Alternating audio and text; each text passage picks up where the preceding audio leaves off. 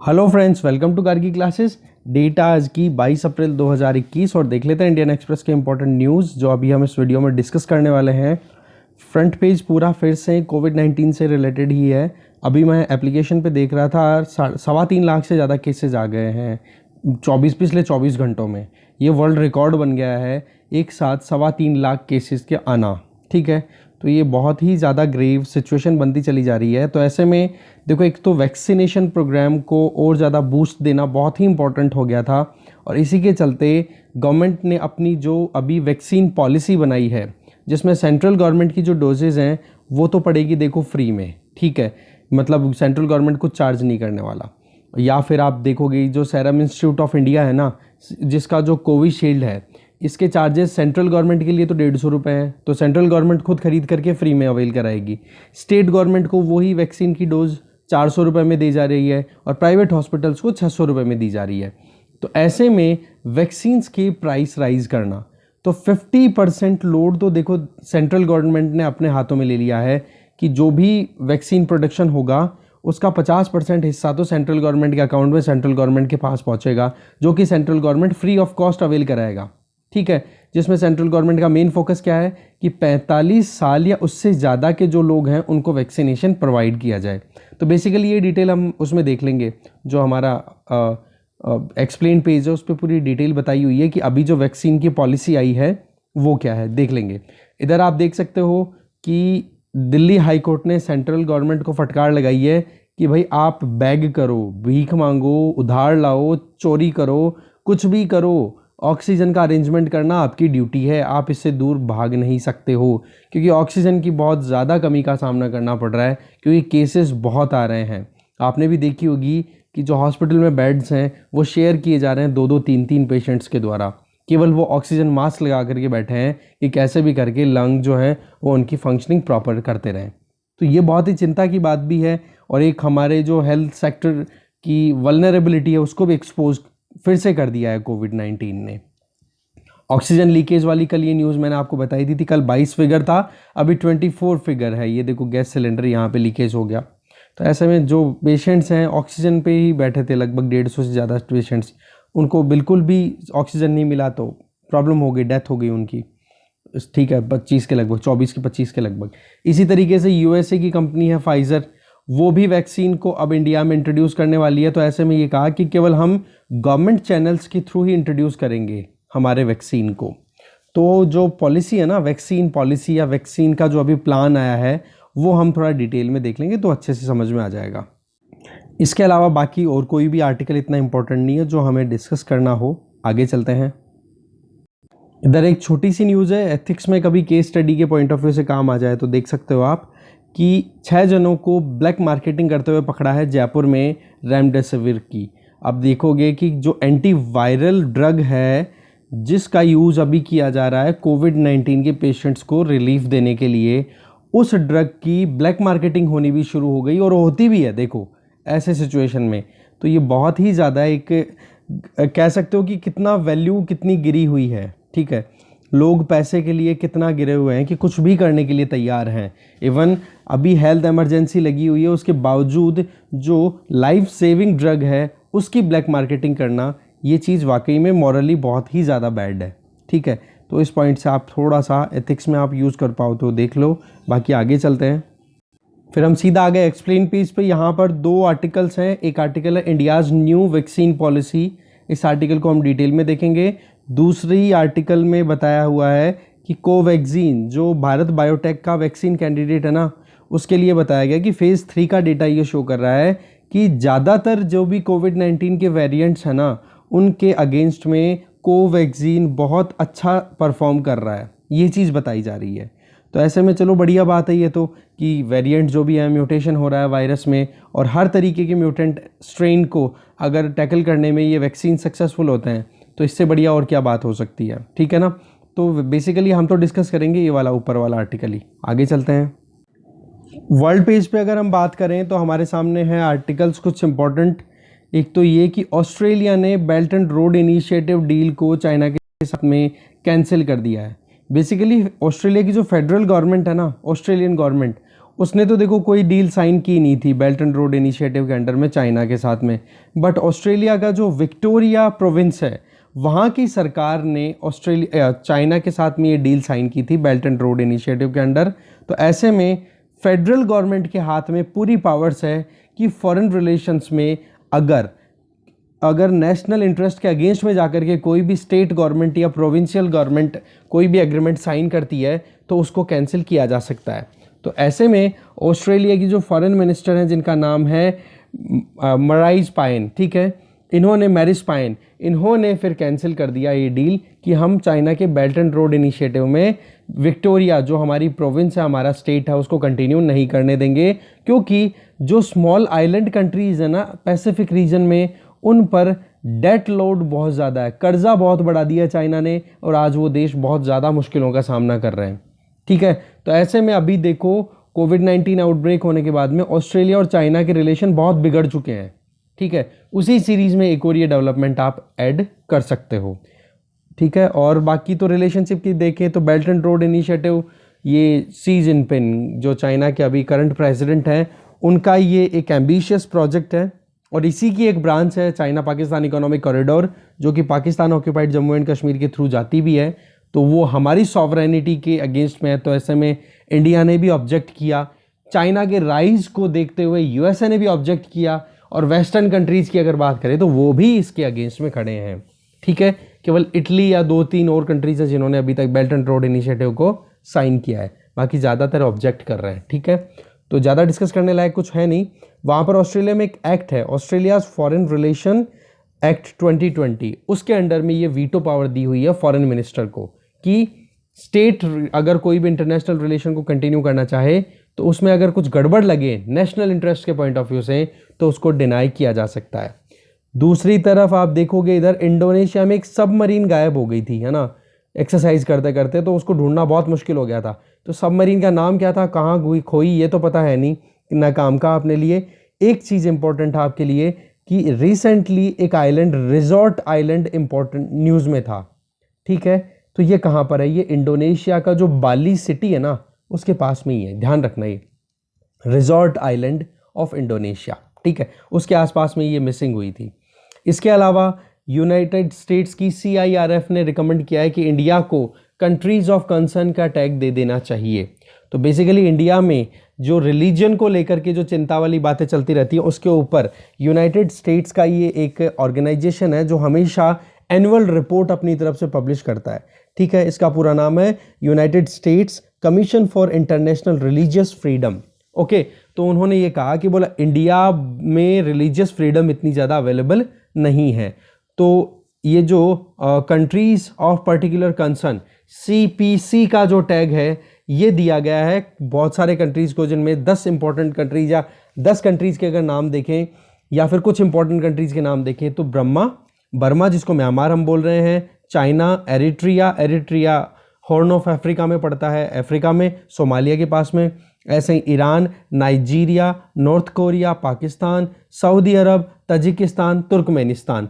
तो ये कंट्रीज़ हैं और इनके अलावा इंडिया का नाम भी इसमें डाला गया है कि भाई इंडिया जो है अब एक कंट्रीज़ ऑफ कंसर्न है। कहने का मतलब ये है कि अभी तक तो लिस्ट में ये कंट्रीज़ हैं जिनके मैंने अभी नाम बताए, सिर्फ एक कंट्री इंडिया की ओर डिमांड की जा रही है, बोले इंडिया का नाम भी इसमें ऐड कर देना चाहिए। हमारी तरफ से एक्सटर्नल अफेयर मिनिस्ट्री ने कहा कि दूसरे कंट्रीज़ की अगर कोई ऑर्गेनाइजेशन हमारे इंटरनल इश्यूज़ पे कोई स्टेटमेंट दे उससे हमारे कोई फ़र्क नहीं पड़ता। हमारे यहाँ पर रिलीजियस फ्रीडम को एनविसाज किया हुआ हमारे कॉन्स्टिट्यूशन के पार्ट 3 में आर्टिकल 25 to 28, तो दूसरों की गाइडेंस की हमें ज़रूरत नहीं है। तो बेसिकली ये बस इतना सा ही था कि यूएसए की तरफ से पिछली बार भी ये आई थी रिकमेंडेशन USCIRF के द्वारा कि इंडिया को कंट्रीज़ ऑफ पर्टिकुलर कंसर्न में डाल देना चाहिए। ठीक है, तो ये चीज़ इतनी थी।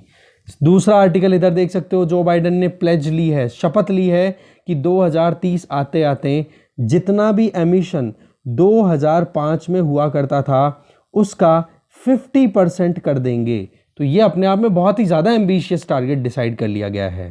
पहले तो क्या यूएसए ने अपनी तरफ से टारगेट किया था कि पेरिस क्लाइमेट चेंज एग्रीमेंट में कि 2025 आते आते यूएसए अपने 2005 का जो एमिशन लेवल है उसका 26 से 28% तक रिड्यूस कर लेगा। पर अब जो एम्बिशियस टारगेट फिक्स किया है वो ये कि यूएसए 2030 आते आते जितना 2005 का एमिशन लेवल था उसका 50% तक रिड्यूस कर लेगा।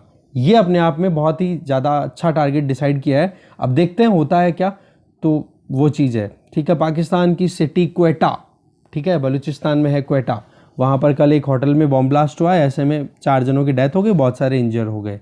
बाकी और कोई भी चीज़ हमारे लिए यहाँ पे काम की नहीं है, तो वर्ल्ड पेज भी यहीं पे ख़त्म कर दिया। आगे चलते हैं, इकोनॉमी पेज की बात करें तो हमारे लिए इंपॉर्टेंट आर्टिकल्स यहाँ पर हम पहला देखेंगे ये कि क्रिप्टो होल्डर्स जो हैं, जिनके पास में अभी क्रिप्टो करेंसी है इंडिया में, ठीक है, उनको एग्जिट विंडो तो अवेल कराई जाएगी। बेसिकली क्या है, एक बिल अभी अंडर कंसिडरेशन है कि जिसमें सेंट्रल बैंक मतलब आरबीआई की अपनी खुद की एक क्रिप्टो करेंसी तैयार की जाए, और जो ऑलरेडी अभी फंक्शन में आ रही है, जैसे बिटकॉइन का आपने नाम सुना होगा, बहुत सारे अलग अलग कॉइन है, 2000 से ज़्यादा कॉइन्स लगभग अभी वर्ल्ड मार्केट में चल रहे हैं।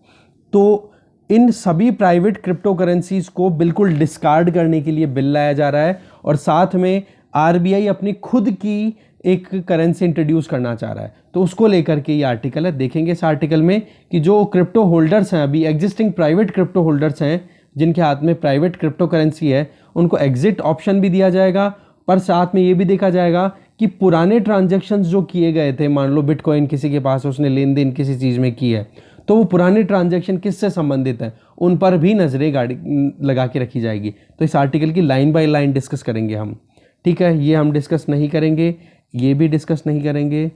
इसके अलावा नीचे आप आओगे, ऑक्सीजन सप्लाई को लेकर के बातचीत हो रही है, ये भी नहीं करेंगे, ये भी नहीं करेंगे डिस्कस। फिर हम आगे डिस्कस करेंगे नीचे तीनों पोर्शन। एक तो ये कि क्रूड ऑयल और नेचुरल गैस का जो प्रोडक्शन है इंडिया में, वो फाइनेंशियल ईयर 2021 में डाउन क्यों हुआ। दूसरा हम देखेंगे आर्टिफिशियल इंटेलिजेंस को बहुत ज़्यादा हाई रिस्क कंसिडर करते हुए यूरोपियन यूनियन में नए लॉज प्रपोज किए गए हैं। तीसरा आर्टिकल हम डिस्कस करेंगे आरबीआई के फॉर्मर गवर्नर, साथ में जिनकी 2 इंपॉर्टेंट कमिटीज़, ठीक है, M Narasimhan committee of 1991 and M Narasimhan committee of 1998, जिसके बेसिस पे हमारे यहाँ पर बैंकिंग रिफॉर्म्स आए। वो जो गवर्नर हमारे थे उनकी कल क्या डिमाइस हो गया, बेसिकली एक्सपायर हो गए। तो ऐसे में उनसे रिलेटेड ये आर्टिकल है। तो आपके लिए यहाँ से स्टैटिक लिंक सीधा आ रहा है कि आप इकोनॉमी बुक उठाओ और उसमें आपको एम नरसिम्हन कमेटी के रिकमेंडेशन, फर्स्ट और सेकंड दोनों कमिटीज़ के रिकमेंडेशन देख लो, हो सकता है क्वेश्चन बन जाए अब की बार, ठीक है। जीडीपी की फोरकास्ट अभी थोड़ी डाउन कर दी गई है। पहले 10.7 से 10.9% की ग्रोथ बताई जा रही थी 2021-22 में, वो अब कोविड-19 केसेस में सर्ज राइज देखने के चलते रिड्यूस करके 10.2% कर दी गई है। और एक ये साइबर प्रोजेक्ट वाला पोर्शन है, ये भी हम देखेंगे। ये गिनती के 4-5 आर्टिकल से देख लेते हैं एक एक डिटेल में। सबसे पहले तो यहीं से शुरू कर देते हैं साइबर प्रोजेक्ट से रिलेटेड, कि ऑस्ट्रेलिया ने वेंसडे को अपनी तरफ से अनाउंस किया है कि वो इंडिया में 3 साइबर प्रोजेक्ट्स पे काम करेगा इंडिया के अंदर, और उसके लिए अपना खुद का एक प्रोग्राम लॉन्च किया है। और उस प्रोग्राम का नाम ऐसे कैसे आप लिख लो, international cyber and critical technology engagement strategy, क्योंकि ऐसे क्वेश्चन प्रीलिम्स में यूपीएससी बहुत बार पूछ चुकी है, ठीक है, कि recently international cyber and critical technology engagement strategy was a news, is related to which country. सीधा सीधा क्वेश्चन आ गया, तो ऐसे में ऑस्ट्रेलिया इसका आंसर हो जाएगा। बहुत इंपॉर्टेंट फैक्ट है ये, ठीक है। इसके अलावा आप इधर देख लो, पास के पास में ही दूसरा हम आर्टिकल देखें कि प्रोडक्शन क्रूड ऑयल का और नेचुरल गैस का क्यों डाउन हुआ, क्योंकि 2021 में अभी जो हमने कल डेटा देखा था कि क्रूड ऑयल का प्रोडक्शन इंडिया में 5.2% से डिक्लाइन कर गया, तो नेचुरल गैस का प्रोडक्शन 8.1% से डिक्लाइन कर गया। तो डिक्लाइन करने के पीछे 1-2 इंपॉर्टेंट वजह बताई जा रही हैं, जिनमें एक वजह है important, that is ageing wells. जो कुएं हैं जिनसे गैस का और कच्चे तेल का उत्पादन हो रहा है, वहाँ पर वो बहुत बूढ़े हो गए, मतलब बहुत गहराई पे चले गए हैं। इसको बोला जा रहा है अल्ट्रा डीपर फील्ड, मतलब इतने गहरे हो गए हैं कि इकोनॉमिकली वो वाइबल नहीं हो पा रहे हैं, बेनिफिट नहीं मिल पा रहा है जो भी ऑयल प्रोड्यूसिंग कंपनीज हैं उनको। तो एजिंग वेल्स, बूढ़े हो गए वहाँ के कुएं हमारे इंडिया में जहाँ से क्रूड ऑयल और नेचुरल गैस प्रोड्यूस होती है।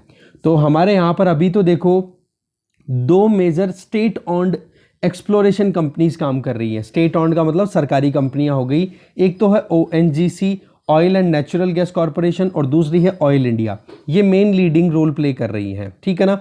तो ऑयल को निकालना थोड़ा आसान नहीं है, ऐसे में थोड़ा सा प्रोडक्शन कम हो गया जो हमने अभी देखा।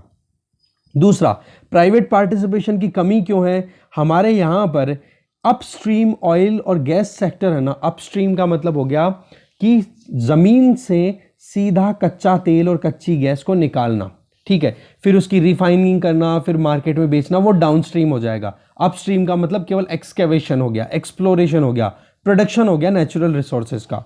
तो उसमें क्या प्रॉब्लम आती है प्राइवेट सेक्टर को कि जो क्लियरेंसेज होते हैं ना, वो क्लियरेंसेज नहीं मिलते हैं हाइड्रोकार्बन ब्लॉक्स के लिए, क्योंकि ये जो क्रूड ऑयल और नेचुरल गैस जो होती है ना, इनको हाइड्रोकार्बन्स भी बोला जाता है। तो इनके प्रोडक्शन में बहुत प्रॉब्लम आती है। क्यों? क्योंकि इनको जल्दी से क्लियरेंस नहीं दिया था, गवर्नमेंट अपनी तरफ से अप्रूवल जल्दी से नहीं देती, जैसे कि एनवायरमेंटल क्लियरेंस नहीं मिलना, या फिर कोई दूसरा रेगुलेटरी डेवलपमेंट कोई प्लान अगर आ जाता है नया, तो ऐसे में क्लियरेंस ना मिलना। तो प्राइवेट सेक्टर इतना ज़्यादा पार्टिसिपेट नहीं कर पाता है upstream oil and natural gas production में, ठीक है। आगे चलते हैं। नेक्स्ट जो पोर्शन है दैट इज कि आर्टिफिशियल इंटेलिजेंस को यूज़ करना बहुत ज़्यादा रिस्क का काम है। ये बात कही यूरोपियन यूनियन ने, इसलिए नए रूल्स अभी प्रपोज किए जा रहे हैं। तो देखो, आर्टिफिशियल इंटेलिजेंस में आप देखोगे कि मशीन ऑटोमेटिकली काम करती है, एक ह्यूमन बिहेवियर का सेंस आता है वहाँ पर मशीन्स में, ठीक है। तो जैसे कि लाइव फेशियल स्कैनिंग अगर किसी की होती है, तो वो आने वाले टाइम पर एक इंडिविजुअल की सेफ्टी को या उसके राइट्स को वायलेट कर सकता है, थ्रेटन कर सकता है। ऐसे में रिस्क बहुत बन जाती है कि आर्टिफिशियल इंटेलिजेंस को यूज़ करने से पहले हम प्रिवेंटिव अप्रोच ध्यान में लें, ठीक है ना। जैसे आपने रोबोट मूवी देखी होगी, राइट। जैसे रजनीकांत की जो रोबोट मूवी है, उसमें क्या प्रॉब्लम होती है कि जो रोबोट है वो ही फिर वो अपने आप को डेवलप कर लेता है और अपनी जैसी कितनी सारी डमी बना लेता है, और वो एक परेशानी का कारण बन जाता है। तो वही चीज़ कहीं ना कहीं यहाँ पर आप थोड़ा सा आइडिया लगा सकते हो। तो जो यूरोपियन यूनियन के एग्जीक्यूटिव कमीशन है, उसके जो हेड है बेसिकली, अभी यूरोपियन यूनियन के जो कमीशन एग्जीक्यूटिव के वाइस प्रेसिडेंट हैं, उनका नाम है मार्गरेट वास्टेगर। उन्होंने अपनी तरफ से ये स्टेटमेंट दिया है कि आर्टिफिशियल इंटेलिजेंस को हम ट्रस्ट कर सकते हैं, बट उसके पहले हमें नए प्रॉपर रेगुलेशंस बनाने होंगे। क्योंकि एक सिंगल मतलब देखो, वेस्टर्न कंट्रीज है ना, वो human rights, basic rights, fundamental rights, इनकी बात बहुत ज़्यादा करते हैं, डेमोक्रेसी, ये सारी वैल्यूज़ वेस्टर्न आइडियाज़ हैं, ठीक है ना। तो ऐसे में वो बहुत ज़्यादा ध्यान रखते हैं इन चीज़ों का। तो ये चीज़ थी। इसके अलावा दूसरा जो आर्टिकल है यहीं पास के पास में कि RBI के फॉर्मर गवर्नर जिन्होंने बैंकिंग रिफॉर्म शो किए, वो अभी इस दुनिया में नहीं रहे हैं, जिनका नाम है M नरसिम्हन। नरसिम्हन कमेटी 2 आई थी, एक तो 1991 में, एक 1998 में। आपको पता है कि LPG पॉलिसी हमने 1991 में अडॉप्ट कर ली थी, तो ऐसे में बैंकिंग सेक्टर में भी रिफॉर्म लाना एक बहुत इंपॉर्टेंट चीज़ हो गई थी, इनएविटेबल रियलिटी थी, वो उसको इग्नोर नहीं किया जा सकता था। तो उसी के चलते एक्सपर्ट कमेटी स्टैब्लिश की गई जिसके हेड थे नरसिम्हन, और नवंबर 1991 में इन्होंने बहुत सारी अपनी रिकमेंडेशंस दी थी। तो 1991 की जो फर्स्ट कमेटी थी उसकी रिकमेंडेशन आप देखोगे, ठीक है। फिर 5 साल के अंदर 1992 से लेके 97 में इन्हीं रिकमेंडेशन के बेसिस पे बहुत सारे रिफॉर्म्स लाए जाते हैं बैंकिंग सेक्टर में। तो धीरे धीरे प्राइवेटाइजेशन की शुरुआत होती है बेसिकली, क्योंकि LPG पॉलिसी आ गई ना, LPG, P stands for privatisation. Similarly फिर 1998 में सेकंड नरसिम्हन कमेटी स्टैब्लिश की जाती है। तो उन्होंने और अपनी तरफ से रिकमेंडेशन दिया कि कैसे भी करके जो ऑलरेडी रिफॉर्म्स हो रहे थे बैंकिंग सेक्टर में, उसको और ज़्यादा स्ट्रेंथन किया जाए, उसका बेस और बढ़ाया जाए। इससे क्या होगा कि फाइनेंशियल सेक्टर की और ज़्यादा एक रोड मैप क्लियर बने कि फ्यूचर क्या होगा फाइनेंशियल सेक्टर का इंडिया में, वो इन्होंने रेकमेंड किया, ठीक है ना। सेकंड जो कमेटी थी नरसिम्हन सेकंड कमेटी 1998 वाली, इन्होंने ये कहा कि IDBI और ICICI जैसी जो इंस्टीट्यूशंस हैं, इनको या तो आप परमानेंट बैंक में कन्वर्ट कर दो या इनको NBFC बना दो, क्योंकि इनका जो रोल है अब डाइवर्सिफाई करना ज़रूरी है। तो ICICI की फुल फॉर्म अगर आप देखोगे तो ऐसा आपको लगेगा कि ये कोई एक इंडस्ट्री है, इंडस्ट्री को प्रमोट करने वाला कोई ग्रुप है। तो ऐसे में इस ग्रुप को बैंकिंग सिस्टम में उतारने का काम करने के लिए नरसिम्हन कमेटी सेकंड ने ही अपनी रिकमेंडेशन दी थी। इस कमेटी को टास्क दी गई थी कि बैंकिंग रिफॉर्म्स को कैसे इंप्लीमेंट किया जा सके। 1992 में इन्होंने बैंकिंग रिफॉर्म से रिलेटेड अपनी फर्स्ट रिकमेंडेशन दे ही दी थी और 1998 में सेकंड रिकमेंडेशन आ गई थी 2 कमेटियों की। तो ऐसे में काम क्या था, देखो कि बैंकिंग सेक्टर को स्ट्रेंथन करना, साइज बढ़ाना और कैपिटल एडिक्वेसी, कि पैसे की कमी ना आ जाए बैंकों के पास में, वायबल बैंकिंग सिस्टम बनाना, ये इनकी रिकमेंडेशंस थी मेनली। और इनकी जो माइन्यूट रिकमेंडेशन की डिटेल है वो आप अपनी बुक से पढ़ोगे। ठीक है, आगे चलते हैं। नेक्स्ट जो न्यूज़ है इकोनॉमी पेज से वो है the crypto currency and regulation of official digital currency bill 2021 के बारे में, जो कि बजट सेशन में आने वाला था बट कुछ डिस्कशन थोड़ा लंबा हो गया, ऐसे चलते इस बिल को इंट्रोड्यूस नहीं किया जा पाया। अभी जो बजट सेशन अभी ख़त्म हुआ है उसमें बेसिकली अभी तो टेन्योर चल रहा है उसका, बट यही है अभी कोविड-19 केसेस बहुत ज़्यादा आने लग गए ना, तो उसके चलते उसको जल्दी ही ख़त्म करने की एक पहल करनी पड़ गई। तो ऐसे में इस बिल को लेकर के ये पूरा आर्टिकल है, तो इस बिल का नाम देखना ज़रूरी था, ये पहले मैंने आपको बता दिया। अब देख लेते हैं क्या है इसमें। देखो ये जो बिल है ना, इसमें यह है कि जो प्राइवेट क्रिप्टो करेंसीज हैं, जैसे बिटकॉइन हो गई या कोई दूसरी और कॉइन है, जैसे BTC बिटकॉइन हो गया, ETH हो गया, LTC हो गया, ये सारे के सारे क्रिप्टो करेंसीज हैं और प्राइवेट क्रिप्टो करेंसीज हैं। इनको किसी भी सरकारी बैंक की बैकिंग नहीं है, तो उनको सबको प्रोहिबिट करने के लिए ये बिल लाया जा रहा है। दूसरा, जिनके पास में ये क्रिप्टो करेंसीज हैं उन लोगों के लिए एक छोटा सा मौका भी है कि वो इन क्रिप्टो करेंसीज से पैसा अपना निकाल लें और बाहर निकल ले, तो एग्जिट विंडो भी अवेलेबल है। और साथ में अगर किसी ने ये जो प्राइवेट क्रिप्टो करेंसीज होल्ड करके कोई ट्रांजैक्शन किए हैं पास्ट में, तो उनको भी स्क्रूटनाइज किया जाएगा। ये सारे प्रोविजंस हैं इस बिल में। तो बेसिकली ये जो प्रपोज लेजिस्लेशन है, इसमें मेन काम क्या है कि RBI अपनी तरफ से देखो सीधा सा क्लियर स्टेटमेंट दे रहा है कि जो भी अब RBI को एक तरीके से एम्पावरमेंट मिलेगी कि जो प्राइवेट क्रिप्टो करेंसीज हैं उनको बैन किया जाए। और हाँ, एक चीज़ इसमें अच्छी बात ये आ रही है कि RBI अपना खुद का क्रिप्टो करेंसी लाने की बात कर रहा है, उसी के लिए ये बिल भी कहीं ना कहीं एनविसाज करता है, जिसको बोला जाएगा सेंट्रल बैंकिंग डिजिटल करेंसी। कल हमने इसी तरीके का प्रोविज़न देखा था यूनाइटेड किंगडम, ब्रिटेन के अंदर भी इसी तरीके से बैंक ऑफ इंग्लैंड अपनी तरफ से वो नई क्रिप्टो करेंसी लाने की बात कर रहा है। तो ठीक है, वही चीज़ अभी RBI भी अपनी तरफ से करने की सोच रहा है। दूसरा, अभी तक हम देखें इंडियंस के पास में लगभग प्राइवेट क्रिप्टो करेंसीज देखें ना, तो लगभग $1.5 बिलियन का अमाउंट उन्होंने इन्वेस्ट किया हुआ है। तो इनको एग्जिट करने के लिए 3 से 6 महीने का टाइम दिया जाएगा। जैसे ही इसको बैन किया जाएगा ना, अभी तक क्या हमारे प्राइवेट क्रिप्टो करेंसीज को बैन नहीं किया हुआ है, ठीक है ना, तो इसके चलते ही लोगों ने इन्वेस्ट कर रखा है पैसा। बट अब जैसे ही ये बिल आ जाएगा, बिल जैसे ही पास हो जाता है लोकसभा, राज्यसभा और प्रेसिडेंट की असेंट मिल जाती है, मतलब ये एक्ट बन जाएगा, तो उसके बाद में ये इन प्राइवेट क्रिप्टो करेंसीज क्या हो जाएंगी, बैन हो जाएंगी। तो जिन्होंने इन्वेस्ट किया हुआ उनको 3 से 6 महीने का टाइम मिलेगा कि वो अपना पैसा वहाँ से निकाल सके। तो इस तरीके से हमारा जो सेंट्रल बैंक का RBI अपनी खुद की डिजिटल करेंसी लेकर के आएगा। इसके सिग्नल हमारे RBI के जो करंट गवर्नर हैं, ठीक है, शक्तिकांत दास जी, उन्होंने अपने स्टेटमेंट्स में एक मोर और लेस क्लियर किया हुआ है। दूसरी चीज़ अगर हम देखें कि आपने ब्लॉकचेन का नाम बहुत सुना होगा, क्योंकि ये जो क्रिप्टो करेंसीज है ना, ये ब्लॉकचेन टेक्नोलॉजी, या आप जिसको बोल सकते हो डिस्ट्रीब्यूटेड लेजर टेक्नोलॉजी, लेजर बोलते हैं बही खाते को, और डिस्ट्रीब्यूटेड ऐसा बही खाता जिसमें जो भी इन्वॉल्व स्टेक होल्डर्स हैं वो अपने हिसाब से एडिट कर सकते हैं अपनी ज़रूरतों के हिसाब से, ठीक है। तो इसमें क्या हो गया कि कोई एक मालिक के पास में ये बही खाता नहीं रहता है, ना इसका कोई परमानेंट मालिक है, ठीक है। अब इसमें क्या होता है, अभी जो करंट प्राइवेट सेक्टर वाली चल रही है कि मान लो ABCDEF ऐसे करके बहुत सारे अलग अलग इन्वेस्टर्स हैं जिन्होंने क्रिप्टो करेंसी परचेज कर रखी है। अब वो ट्रांजैक्शन कर रहे हैं, अपनी लेन देन, अपना बिजनेस इसी प्लेटफॉर्म के थ्रू कर रहे हैं।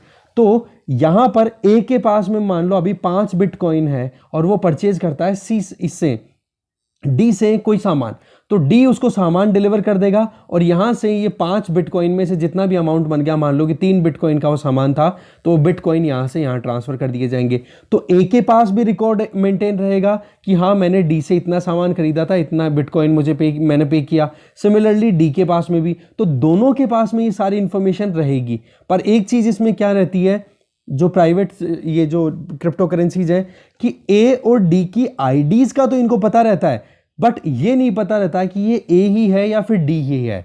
कहने का मतलब ट्रांसपेरेंसी तो है, बट एक एक्चुअल में जो फिगर आउट करना हो ना किसी भी इंडिविजुअल को, वो फिगर आउट करना पॉसिबल नहीं होता। तो इस तरीके से ये काम करती है। और ये जो प्लेटफॉर्म है इसको आप बोल सकते हो डिस्ट्रीब्यूटेड लेजर टेक्नोलॉजी, DRT जिसको बोला जाता है, ठीक है। तो इसमें क्या हो गया, इस बही खाते में कोई भी अपनी सहूलियत के हिसाब से लेन देन करके और उसमें एंट्री मेंटेन कर सकता है। तो ये चीज़ हो गई। तो RBI इसको लेकर भी अपनी तरफ से अपनी फंक्शनिंग पे लगा हुआ है कि कैसे भी करके अभी जो RBI अपनी सेंट्रल बैंकिंग डिजिटल करेंसी लेकर के आने की बात की जा रही है, तो वो इसी टेक्नोलॉजी पे बेसिस आएगा। तो इस पर रिसर्च करनी भी ज़रूरी है, तो उस पर काम भी चल रहा है।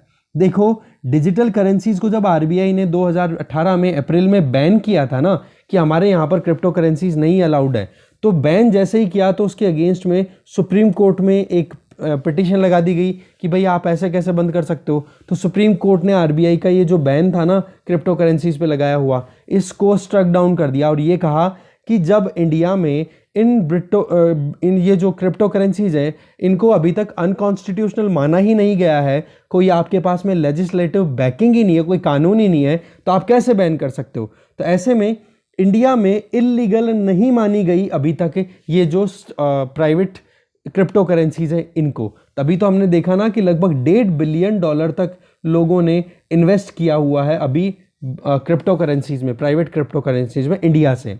तो अभी क्या है, ये लेजिस्लेशन इसीलिए लाया जा रहा है कि इन प्राइवेट क्रिप्टो करेंसीज को ख़त्म किया जाए। देखो इसमें होता क्या है कि अगर ये क्रिप्टो करेंसीज चलती है ना, तो सेंट्रल बैंक्स की रेलेवेंस के पे कहीं ना कहीं सवाल उठ जाता है।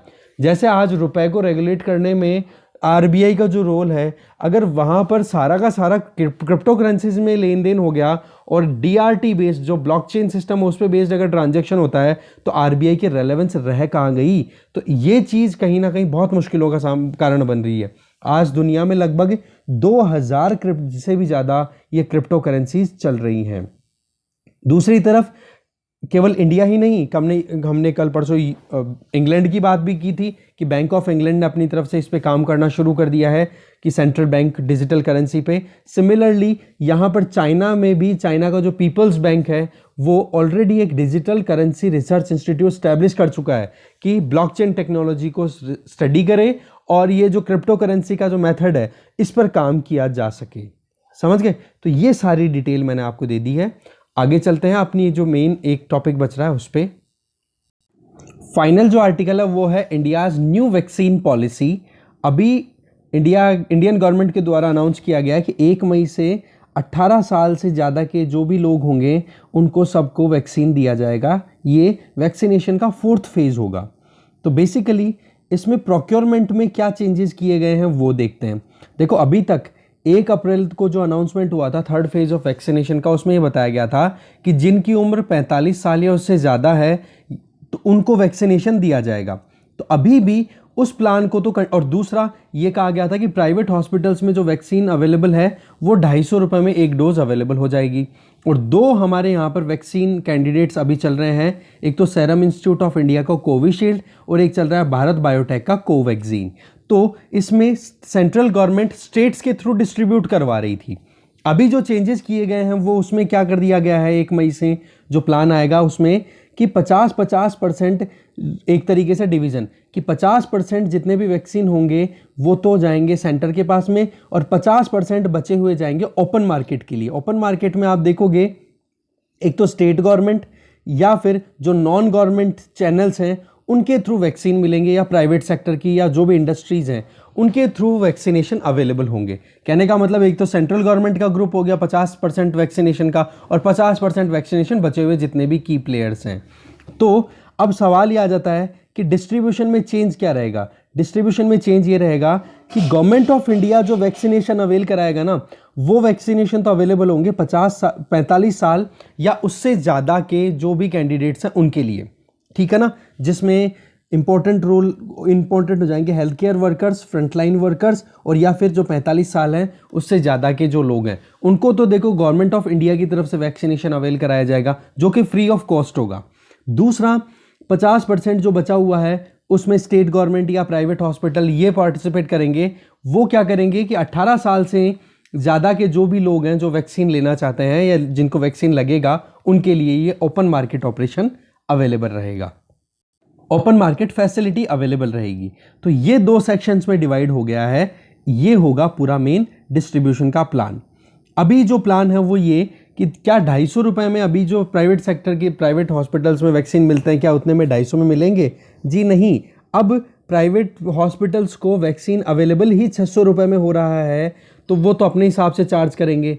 अगर सीरम इंस्टीट्यूट ऑफ इंडिया की बात करें उसकी तरफ से, जो स्टेट गवर्नमेंट है उनको 400 रुपये में एक डोज मिल रही है और सेंट्रल गवर्नमेंट है उसको 150 रुपये में एक डोज मिलेगी। तो सेंट्रल गवर्नमेंट तो फिर भी देखो सब्सिडाइज्ड करके और फ्री में वैक्सीन अवेलेबल कराएगा। कौन से ग्रुप को, ये मैं फिर से बता देता हूँ। ये देखो आप यहाँ पे नीचे वाला ये ग्रुप, ठीक है, हेल्थ वर्कर हो गए, फ्रंट लाइन वर्कर हो गए, या 45 साल से ज़्यादा उम्र के जो लोग हैं उनको तो government of India free vaccine available कराएगी। और बचे हुए जो भी लोग 18 साल से ज़्यादा उम्र के, उनको प्राइवेट हॉस्पिटल में जाकर के वैक्सीन लेना पड़ेगा और चार्जेस वो प्राइवेट से बैंक हैं, सॉरी प्राइवेट हॉस्पिटल हैं, वो अपने हिसाब से डिसाइड करेंगे। पर हाँ, एक चीज़ है कि यहाँ पर मॉनिटरिंग भी रखी जाएगी। सेंट्रल गवर्नमेंट ने स्टेटमेंट दिए हैं कि जैसे प्राइवेट हॉस्पिटल हैं क्या प्राइस लगा रहे हैं, तो उस पर नज़रें भी लगा के रखी जाएगी।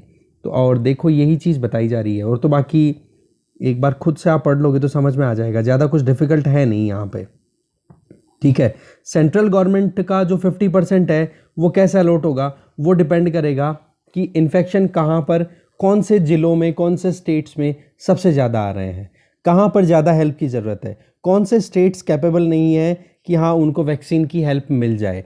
तो बेसिकली इसमें क्या है कि जहाँ पर ज़्यादा डिमांड होगी, अगर परिस्थितियाँ बहुत ही बिगड़ रही है, वहाँ पर सेंट्रल गवर्नमेंट ध्यान देगी। बाकी जो स्टेट्स अपने आप में खुद कैपेबल एनफ हैं, तो वो खुद से वो डील करेंगे। वो 50% का जो स्कोप उनके लिए छोड़ा हुआ है उसमें।